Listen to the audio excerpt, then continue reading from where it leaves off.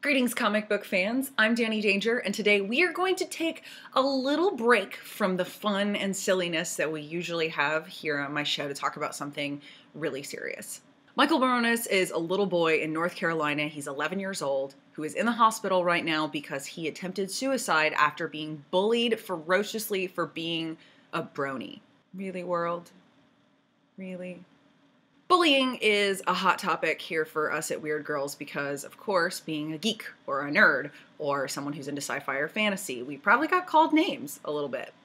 One of the Valkyries posted this article on the site a few days ago, and in the comments thread, just one right after the other, were stories about girls being bullied or doing the bullying, and specifically there were even stories of parents bullying their male little boys or their little boys for wanting to come into the shop and buy My Little Pony merchandise. Because, of course, if you're a little boy and you like My Little Pony, you must be gay, right? Because, little boys can't like little girl things.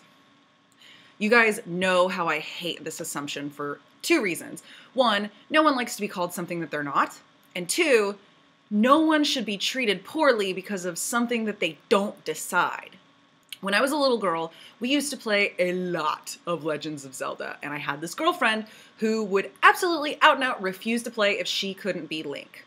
Now, being from a small-minded town, there were a lot of whispers. Oh, she wants to play a boy character, she must be, It didn't have anything to do with her sexuality. She was 6. She wanted to play Link because he was the hero. He bravely swooped in and saved the day, and that was something she admired. So what does this teach us? That little girls can't admire little boys? That boys can't look up to girls or women? Somebody tell that to the entire generation of men who grew up watching Linda Carter as Wonder Woman. They're gonna be pissed. Gender separation is not necessarily the enemy. My comic book shop is going to host a ladies' night at the end of the month, and it will be really awesome to hang out with other ladies who like geeky things like me. But our gender role designations in our society are way out of whack. Like, little girl me is represented by the color pink, tutus, glitter, and princesses. That's all? That's it? That's what we get? This little boy is ages ahead of us because he's judging a piece of artwork based on its quality and its content and not its color scheme. And My Little Pony isn't even that pink. Really, does it have to be for girls? What about it makes it for girls? It blows my mind that for this reason, this little boy was bullied to the point where he wanted to take his own life. His parents say that he dances everywhere. I dance everywhere. Is it possible that somebody who feels that kind of happiness and that kind of powerful joy in their day-to-day lives, maybe they're more prone to feeling the intense effects of being bullied? Hear me once. There is nothing threatening about a little boy who likes My Little Pony. Are you imagining that he's got this army of fabulous ponies who are going to stomp in, eat your flesh, and then fart rainbows all over you? No. The real threat here is the perceived notion that somebody who falls outside of society's strict gender roles and identifications is somehow weak or inferior. Bullies prey on weakness. There's nothing weak about thinking that friendship is magic. And there's also nothing weak about finding your passion and following it, even when people call you names. So this is the second suicide attempt by a student at this school, and the school has yet to respond. Hopefully because they're being trampled by ponies.